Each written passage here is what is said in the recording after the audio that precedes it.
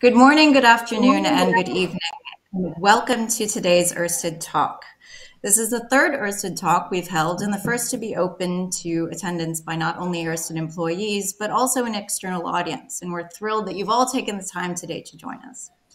My name is Coco Masters, and I head up the content team for the Global Branding and Marketing Department here at Ørsted. And I'll be moderating today's discussion under the title, Keeping 1.5 degrees Celsius Alive, Key Actions for 2022. I think we can all agree that it's a fitting topic in the wake of COP26, which was billed as our last chance to do just that, to keep the goal alive. And our guests will discuss their key recommendations and actions for companies and countries in the coming year. I hope to mainly keep time for our distinguished guests so that we're able to make the most of our 45 minutes together and to get a few of your questions towards our last 20 minutes. Today is an occasion for our speakers, Lord Adair Turner and Ørsted CEO Mads Nipper, to continue the conversation that they started behind closed doors in Glasgow. And we're excited to have the opportunity to hear them discuss it with us today.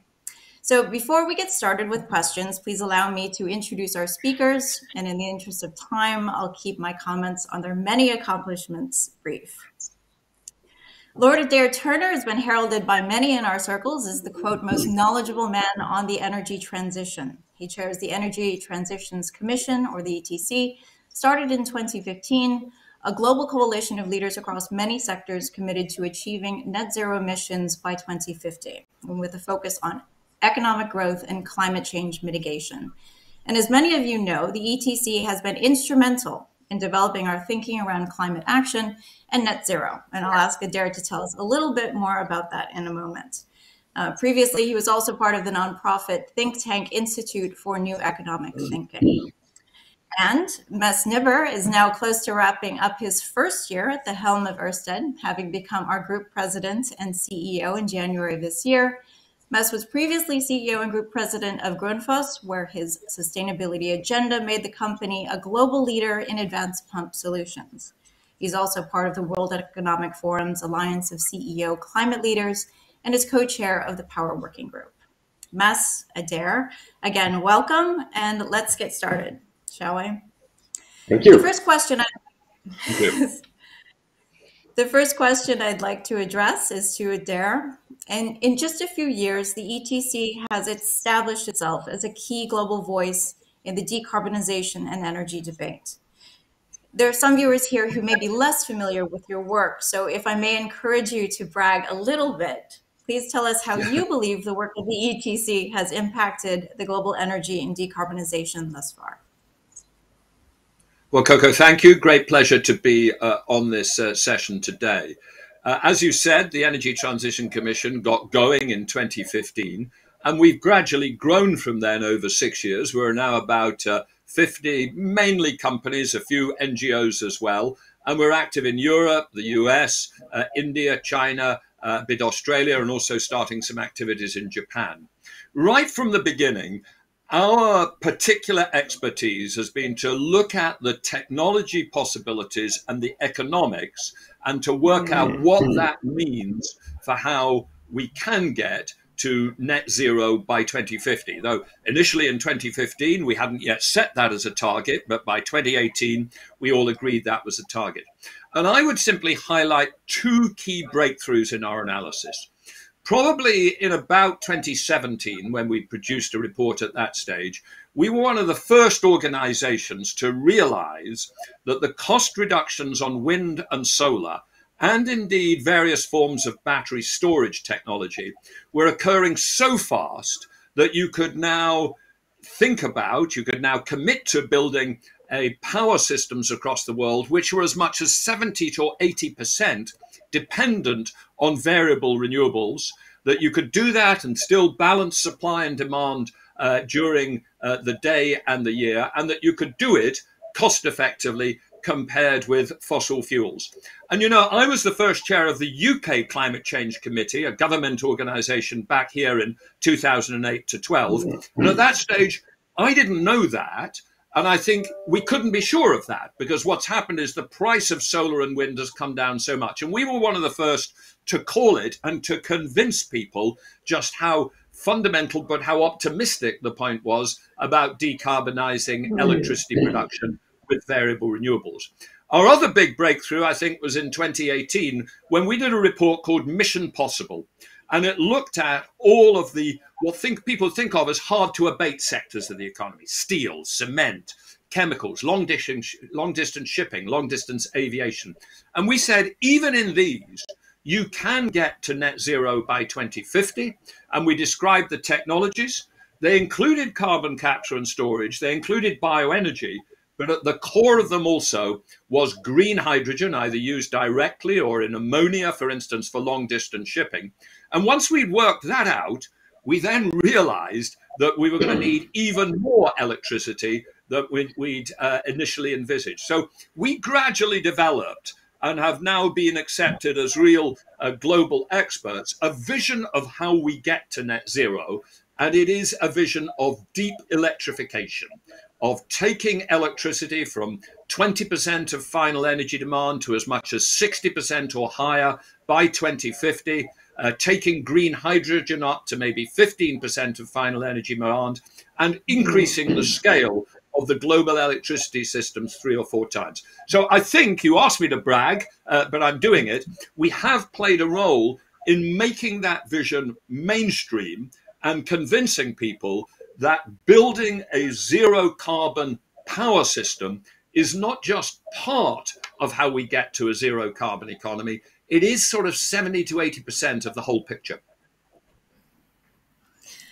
Yeah, that's certainly quite a track record. And as you say, sort of the roadmaps that you've laid out in a lot of your reports, I'm sure many of those who attended COP are very well versed in and aware of. And I wanted to take our second question over to Mess to focus on COP26 and the discussions that were there. Mess, certainly you did attend COP26 and you've had a little bit of time to consider your experiences and the results. So what are your thoughts on the outcome? If you could briefly just tell us a few key points or perhaps a takeaway that you think is a necessary action for companies in particular for this coming year. Yeah, absolutely. I'm happy to, Coco. But I'll just say thanks again for being with us, Adair. And you have every right to brag, because I think the work you've done has been instrumental in many of the decisions that the world needs and are making. So reflections on COP26, I think I can summarize it as short as this. I'm happy, but I'm not satisfied. But I choose to stay optimistic. I think there are many things to be happy about. We did see many of the NDCs, so national determined contributions, go up. We did have a special focus on methane for the first time. We did have a deforestation agreement happening. And we also heard sort of for the first time ever at a COP, the phasing down of fossil fuels, unfortunately not phasing out, which we would have believed was both right and appropriate to do. That was not the case this time, but maybe and hopefully in the future. And also, I think the fact that there is commitment to come back already next year, at next year's COP in Egypt, to come back with another attempt to get those NDCs even higher to ensure we move faster. So many things to be happy about, but we are not where we need to be. The fact that we still incentivize fossil fuels, the fact that there is still sort of not really a perspective on whether this is going to be a just transition or not. There was great sort of a disagreement between different countries in the world. So I think there were many things that remain challenging. But I'll still mention one thing that made me incredibly sort of encouraged, and that is the momentum we see in the corporate sector. When I look at the dialogues, just literally within 12 months, among some of the world's largest companies, like for example in the CEO Climate Leaders Alliance, what kind of specificity and ambition that those dialogues have now, with corporate leaders really stepping up to the plate to take responsibility, to say we need to act. We cannot just leave this to the governments around the world. We need to play our part. We need to work together with the public sector, with the regulators, to ensure that we accelerate what needs to get done. And that is incredibly encouraging. And I think that will push the necessary change that also Adair is talking about, because we're going to need much more renewable electricity than we think we do, both because of electrification, but also because of green fuels and green hydrogen. So I'm fundamentally an optimist, and I think the day leaders of the world stop being optimists, we have no further hope. But there's still a lot of work to be done. Thank you, Mads. And speaking of the work that can continue to be done, particularly by governments, Adair, you were also at COP, and the ETC released a short paper recently on the key actions for 2020s to keep the 1.5 degree Celsius trajectory alive. Did the governments follow your advice on that paper? And what do you think might be the most important steps for them to focus on in 2022? Well, thank you. Yes. What we did with that paper was it was released just before COP, and it was trying to say, what did we need to do at COP to keep 1.5 degrees alive? By then, it was clear that the national determined contributions, the NDCs that countries put in to the Paris climate process, would not be enough in themselves to keep us on a path to 1.5. To get to 1.5, we need both to aim for net zero emissions by about 2050, but we also need to reduce emissions by about 40% or so in the 2020s, by, let's say, 18 gigatons, that order of magnitude. And it was clear that the NDCs, although they were beginning to get commitments to bring emissions down, were only going to bring them down by 3.5 gigatons or so. So we set out mathematically what were the additional commitments on deforestation, on phasing out coal, on accelerating road transport electrification, on energy efficiency, and on hard-to-abate sectors like steel and cement and shipping. What were those commitments which could close that gap? And we were working very closely with the COP26 presidency team, the UK team, because their strategy was to try to arrange coalition of the willing statements, statements and commitments separate from the formal negotiation, where these coalitions of willing countries and companies would commit to take action. And we got some of those during the course of COP. We got a good statement on ending deforestation if it's delivered. We got some very good statements about accelerating road transport electrification, some fairly good statements on energy efficiency. And when you add all those up, look, they haven't closed all of the gap, but they may have closed, let's say, 6.5 or 7 gigatons, which in addition to the NDCs, give us about 9.5, 10 gigatons of reductions versus that sort of 18 or 20 that we need. So that was, moderate success. I describe it as sort of 6 out of 10, not a sort of star performance, but momentum taking it forward. And then the crucial thing, and this was the other thing the COP26 presidency was aiming for, was an agreement in the negotiation, the thing that's actually agreed by all 193, I think it is, countries in the process at the end, an agreement that we would recognize the scale of what we had to do in the 2020s and commit to bring forward new NDCs which would close that gap. And that was achieved in the negotiation. There was an explicit recognition, and it's in the text, that we need to reduce those emissions by, it said, 46% below 2013 levels, although they've gone up by 13% since then, so that's 50%. And there is a commitment to bring NDCs forward by next year, which are compatible with that need. So the trick of COP26 was to create a set of momentum. And I agree entirely with Mads that one of the crucial things which makes one optimistic is the momentum in the corporate sector alongside the countries now to create that sense of momentum and new commitments. And Mads has also mentioned the huge importance of commitments on methane emissions reductions, and then to build that into a negotiated agreement to tighten commitments next year. Altogether, you come out a long way from saying, that's it, we've achieved what we need to achieve, but with a sense that there was momentum, there was a step forward, and we got to build on it over the next year. And Coco, if I may just building on what Adair said, is I think that the sheer fact that companies stacking up to approximately 50% of the total sort of market cap in the world actually have net zero commitments by now. that was a fraction just a few years ago. So there are many corporates who have actually stepped up on their public commitments, and we can only encourage that more companies step up and do not only make net zero pledges, but they do two things, namely to have them science-based approved. So work with the Science-Based Targets Initiative to have their plans approved, meaning also minimizing offsets and actually working on real reductions. And to Adair's point about 2030, don't push it in front of you. Take action now, because the world needs that we actually, both from corporate side and from government side, that we start reductions in this decade, not wait until the 30s and 40s. Yeah, agreed. And as you say, the SBTI net zero standard is critical for companies to have a way to show that they are committed to, obviously, their net zero commitments. Mads, in your eyes, following up on what Adair has said, what do you think are the key challenges for governments in facing the green transition, and perhaps the crucial actions for them next year, given that we do have some momentum right now with these commitments?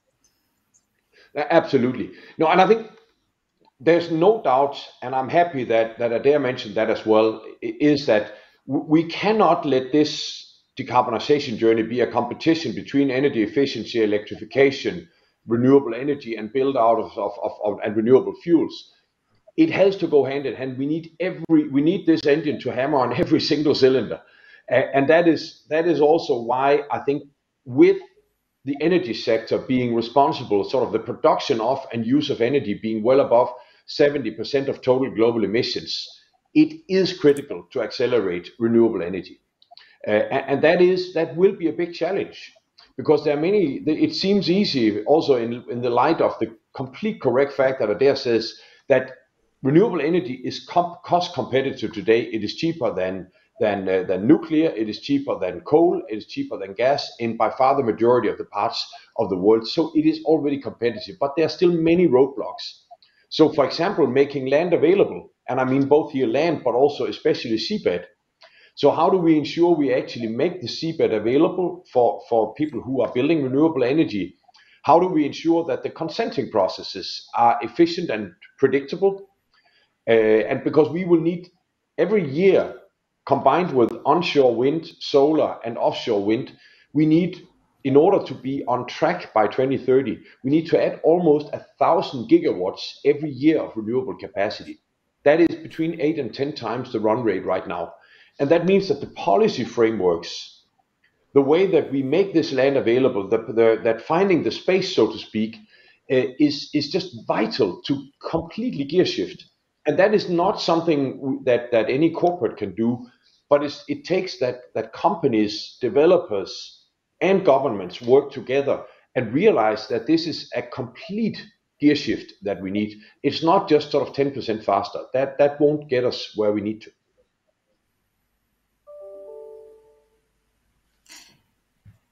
Yeah, that's a great point on the policy frameworks that are vital. Adair, I wanted to just kind of follow up on the comment that you made in regards to the report. I think it was Mission Possible that the ETC put out on the hard to abate sectors. And, given that direct electrification alone won't get us all the way to a decarbonized energy system, could you speak a little bit about those hard to abate sectors and what are key actions perhaps for governments, again, in this coming year, governments and businesses? Well, look, when we did that report back in 2018, the starting point of many people was to think that there were these hard to abate sectors which simply couldn't get to net zero. We're talking about steel, cement, aluminium to a degree, the whole of petrochemicals, fertilizers, trucking rather than passenger cars, shipping and aviation. You add them all up, and they're about a third of all CO2 emissions. And if you looked at the strategies that those sectors had set out, or companies in those sectors back in 2016 or 17, you'll find that they said, oh, we're really responsible steel or chemical companies, and we've got this commitment to get our emissions down by 50% by 2050. But by the way, even within that 50% emissions reductions, they often assumed that quite a lot of that was buying offsets through reforestation projects rather than real reductions.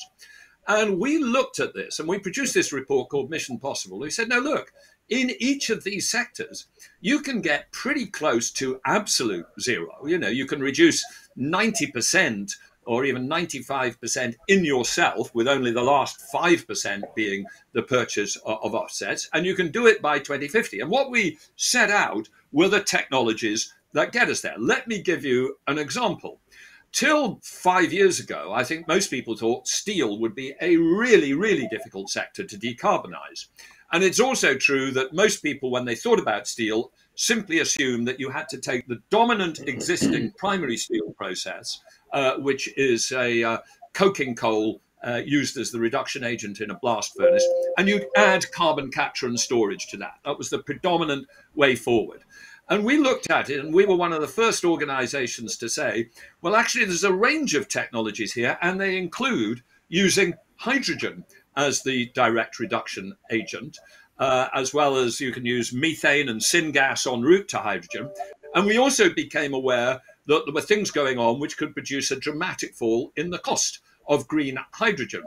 And over the course of the last 3 years, what you've seen is all of the, or a lot of the major steel companies of the world, let's take the two biggest, Baowu Steel in China and ArcelorMittal in Europe, committing to get to net zero by 2050 with hydrogen as a key technology, and hydrogen going from a technology that people thought might be applied in the 2030s and 40s to, for instance, ArcelorMittal saying we will be producing green steel from our plant in northern Spain from hydrogen direct reduction by 2024. We've also seen that with SSAB, the Swedish company, committing to turn all of their blast furnaces over to hydrogen. We've seen a brand new capital market backed company in the steel sector, a green steel H2 green steel in Sweden. So what you've had in only 3 years is a really revolution in what people think is possible. We've also seen that in shipping, with the idea that the future of shipping, long distance shipping, is almost certainly to burn either methanol or more likely ammonia in ship engines. You've had companies like Maersk making a commitment to be zero carbon 2050. Now, across all of these sectors, there may be a role for direct electrification. We think that about 25% of shipping emissions, 25% of aviation emissions, which is the shorter distance ones, we may actually see pure electrification of, you know, cross-Baltic ferries, flights going up to 1,000 kilometers. But at the long distance, it will be new fuels burnt in not fundamentally changed engines. But the crucial thing is, across all of these hard-to-abate sectors of the economy, there are ways to get to net zero. They do typically add some cost at the business-to-business level. It probably means that a ton of steel will be more expensive to produce in a green fashion than in a dirty fashion. But when you run it through to what that means for end consumer prices, it's sufficiently trivial that we should just get on with it. So I think we can claim in the ETC that our Mission Possible report has led us onto a lot of commitments all the way across these different sectors of people now making zero carbon commitments. Just to finally end on this, I was up in when I was up in Glasgow, I spoke at the International Chamber of Shipping, and there were about 250 people in the room, and there was a set of debates going on about, do we decarbonize with this technology or that technology? But I said from the platform, what is intriguing is I hear everybody saying the question is how exactly, not if. And I asked, is there complete agreement in this room that the aim for global shipping is zero by 2050? And it is. And that is a revolution from where we were only about 3 or 4 years ago. And I think, just to build on what you say, Adair, I think this point about what is the additional incremental cost for the end consumer if you really want to decarbonize solutions. I mean, it's like, I think it's 20 cents for a pair of sneakers. It's a few $100s for a car made of green steel. And the trick is for us to create economic systems where we actually make that flow through. so that it doesn't end up in the procurement department of one of the companies who will say, no way, that's going to destroy our economics. So we also need to sort of reinvent our way of economic thinking throughout the entire value chain, so that something that is painfully obvious that it is the right thing to do and the cost for the end consumer is probably in almost all cases very marginal.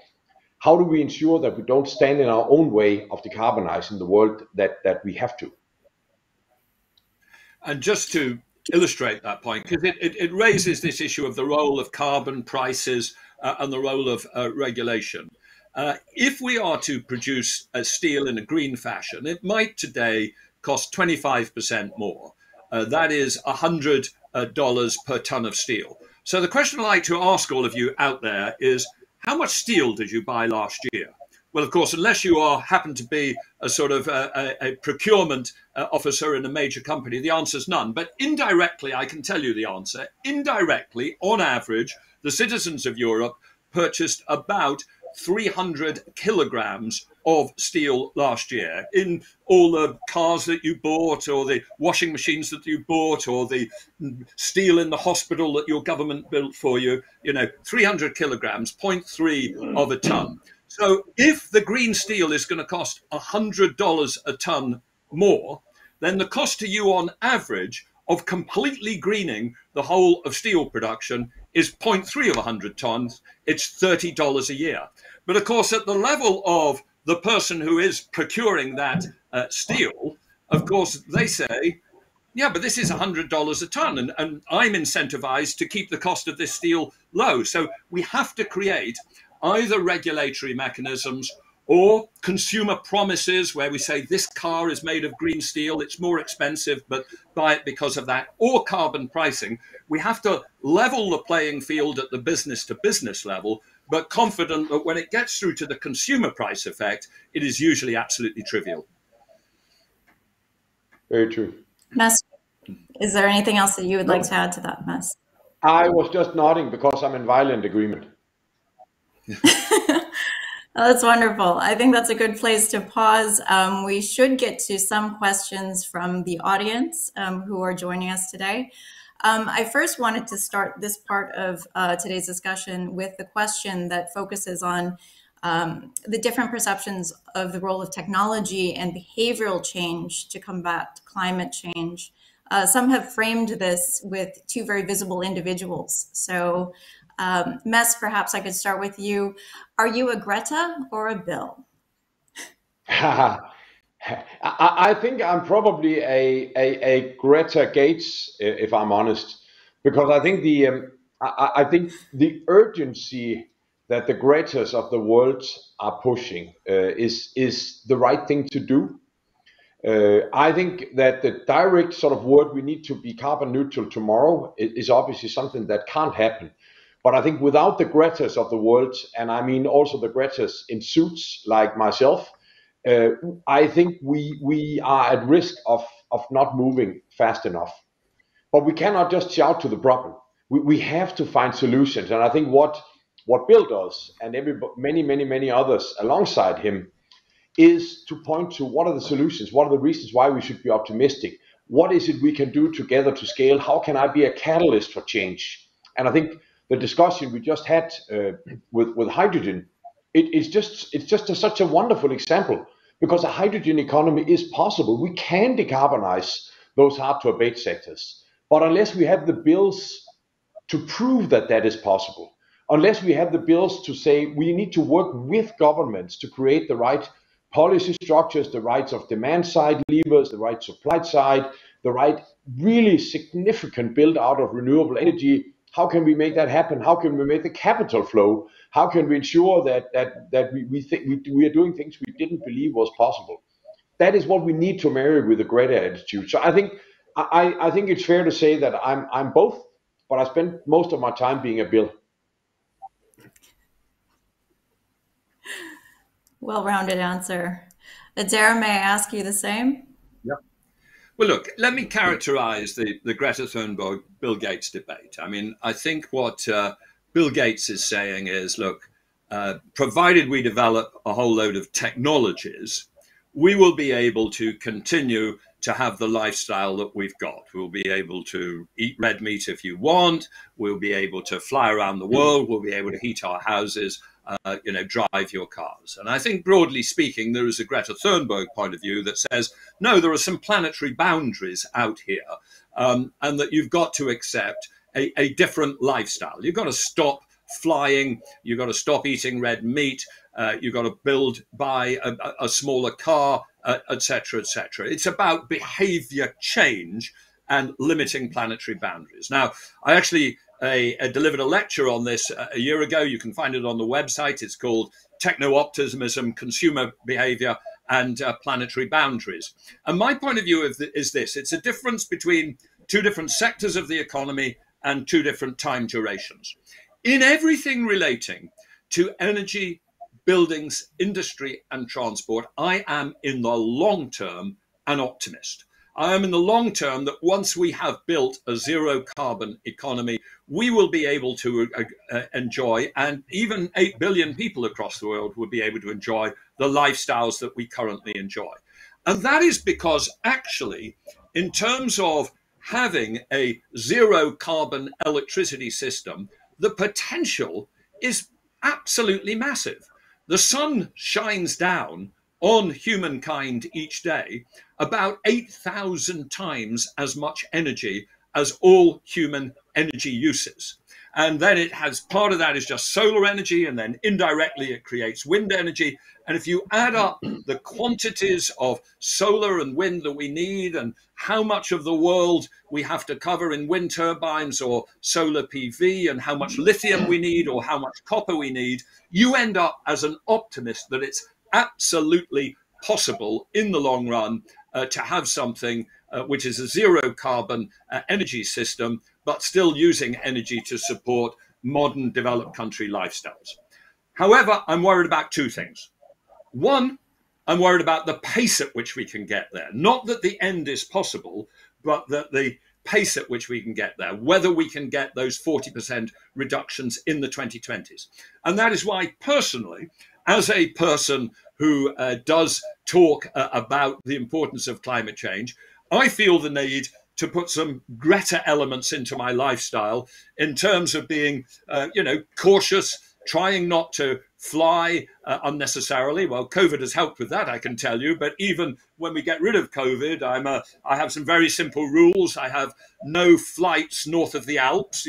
Geneva and Frankfurt are by train. I'll do a flight to Rome or Madrid, but I have some limits to where I will fly. I try to be economic in terms of the car I buy. It's an electric car, but even economic on that. I try to be sensible about how I heat my house. So one is, I think we should be trying to switch our behavior to achieve emissions reductions in the 2020s, because it will take time for the technologies to come through and deliver that zero carbon economy we need. So partly it's a matter of timescale, and the other is a matter of technologies. Broadly speaking, in everything to do with photons and wind and minerals and the turning that into electrons and green hydrogen and heat and motion and what physicists, engineers call work, I'm an optimist.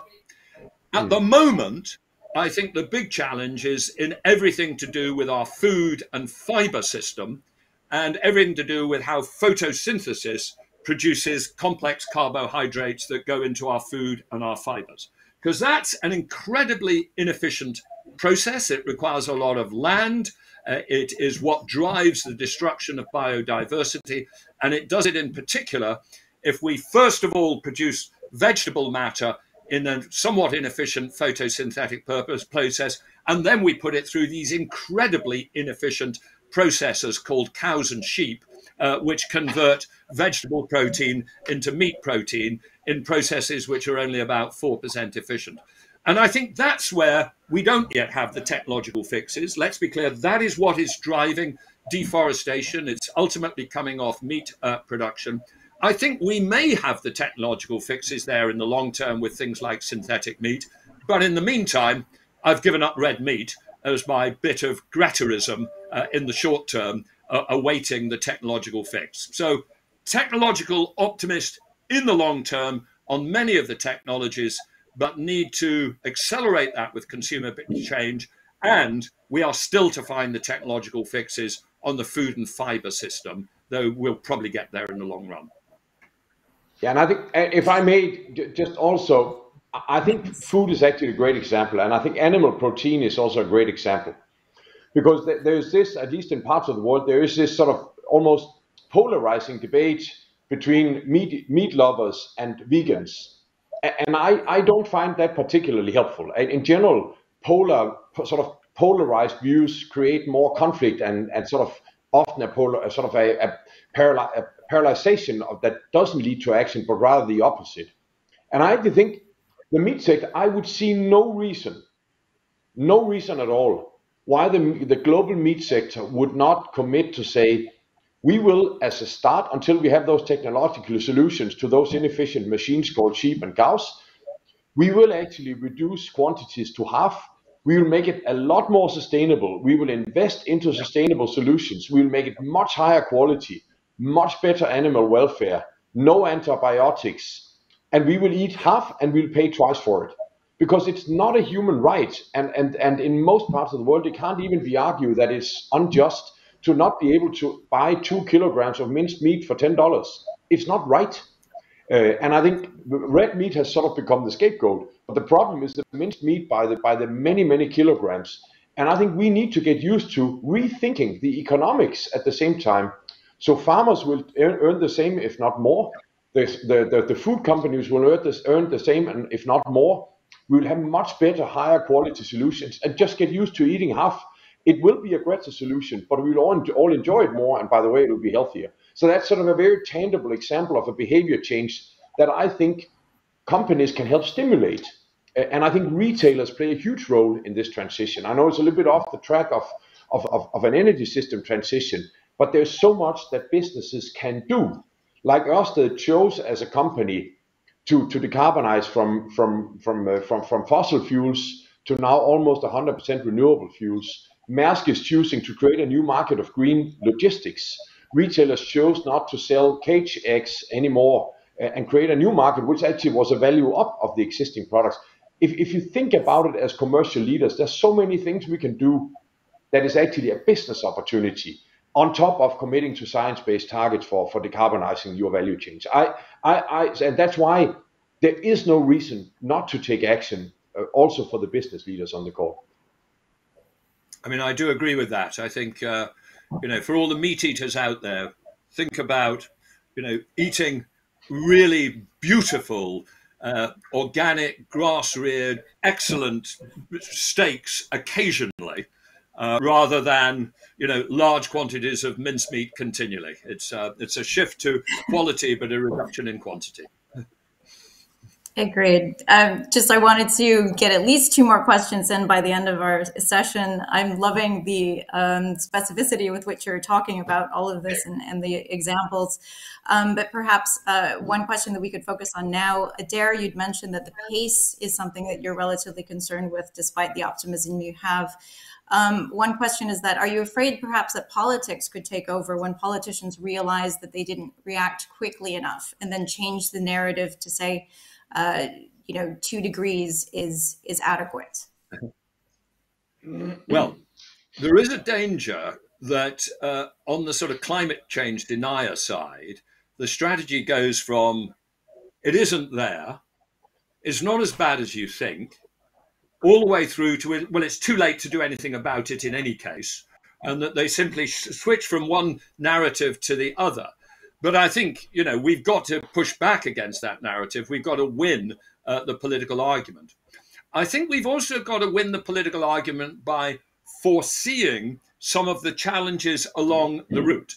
So we have become very aware at the Energy Transition Commission over the last 6 months of the danger that the volatility that we've seen in energy markets and electricity markets over the last 6 months could derail political support, because we've seen these big spikes in gas prices, and that has then driven big spikes in electricity prices. And you do get a pushback from some bits of the political spectrum and saying, okay, this just proves, that this energy transition is going to cost ordinary people too much. Now, We think that that what has occurred so far has relatively little to do with the Energy Transition Commission transition, but it does illustrate that things could go wrong. You know, if you don't build the new renewable system fast enough to replace the old fossil fuel system, if in the electricity system we don't balance the development of generation with both the networks required to support it and also the storage and grid balancing systems required to support it, we could hit all sorts of bottlenecks, which will produce price spikes, which will produce a political backlash. And this is why, looking forward for our work program next year, one of our most important bits of work is going to be on barriers to clean electrification. What could get in the way of building this hugely bigger green electricity system as fast as possible, and what could go wrong in power market structure, in short-term volatility of fossil fuel prices, which will produce a political backlash. And I think we have got to get smarter at anticipating some of the transitional complexities which will arise, and by anticipating them, working out how to overcome them with good policy and preemptive investment rather than being surprised by them when they occur. Yeah, and I think one of the reasons why we elect politicians is that we want them to think long term and have courage to make the right decisions. And I think, without mentioning any examples, there are clearly examples where politics does not become longer term and more courageous, but rather maybe occasionally becomes slightly more populist and risk averse, because every decision that's unpopular ends up on social media or somewhere else. But I think it's more important than ever to show leadership and the courage to do the right thing. So whether it is a view to a wind farm you don't like to look at from your coastside summer house, whether it is a cable that needs to go through your backyard, whether it is to ensure that we actually upgrade the grids at big short-term cost, but it is the only thing that can actually make the future energy system handle the intermittency from a very large share of renewables. Unless we have politicians that have the courage and the foresight to make those right long-term decisions, like previous generations of politicians have had to create, for example, a wind industry in Denmark that is now scaling globally in many, many countries. Unless we have that foresight and that courage in the political system, we won't move at the scale that we need. And I can at least say, everything I hear and see is that business is ready to support and scale and work with our politicians and regulators to make that happen. Mess, I wanted to, and perhaps this might be our last question. We'll see if we can keep your answer relatively brief, because energy solutions being, created globally is so important. The question that came in is, do you see a problem in the wishes for local content and production, for example, wind turbine generators, when the goals of the Commission of Renewable Gigawatts in 2030 is so high? So do you think that the OEMs can keep up with the demand versus local content? If you could speak to that. And no, I certainly can. And of course, I mean, if I was a regulator, I would want to have the lowest possible price of my electricity, and I would want to create local green jobs. I would want to upgrade my society with the capabilities needed to be future-proof, rather than, for example, be dependent on fossil fuel capabilities that are going away. We all know that. So I understand the drive for it. But I also think that, for example, if we do want to have both green steel in our turbines and in our foundations, if we want to have local content, so meaning we want to have the factories in our state or in our country and not from a global supply chain, and by the way, we also want to have the lowest possible price. That is an equation that is hard to make stack up short term, and that is also why priorities need to be made. Because otherwise we will ultimately end up with an industry that does not make money. And I'm not talking about the developers here, I'm talking about the entire ecosystem. In Denmark, there was recently a debate saying, why is Europe importing cheap towers that are made from coal from China? Well, to a large extent, it is because the regulators put out auctions for offshore wind where price is the only parameter. then you will have a rational economic behavior is to find the cheapest possible solution. And that is why building in other criteria is just a wise choice. And then also ensuring that you balance off, is it most important for me to create green jobs or have the last cent out of the kilowatt hour that I want to pay for? So the answer is, it is a difficult thing to do. It is possible to still have a lowering price all the time, but you cannot have the same lowering of price if you at the same time want to build a new supply chain, because that is more expensive. Well, I would love to continue this conversation. It's fascinating, all the topics that we've covered, and perhaps even a round two. Thank you, Mads. Thank you, Adair, for your time and your insights today. I just wanted to thank you and all of you who are joining us online. We're excited to have another Ørsted Talk very soon in 2022, and I invite your suggestions for speakers as well as topics. So thank you so much again, and we'll see you soon. Thank you so much.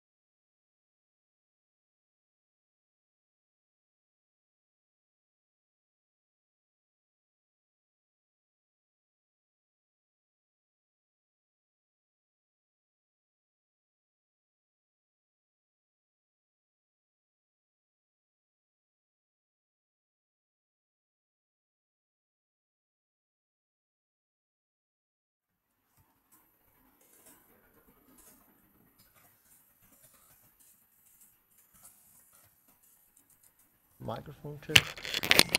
Yeah. Okay.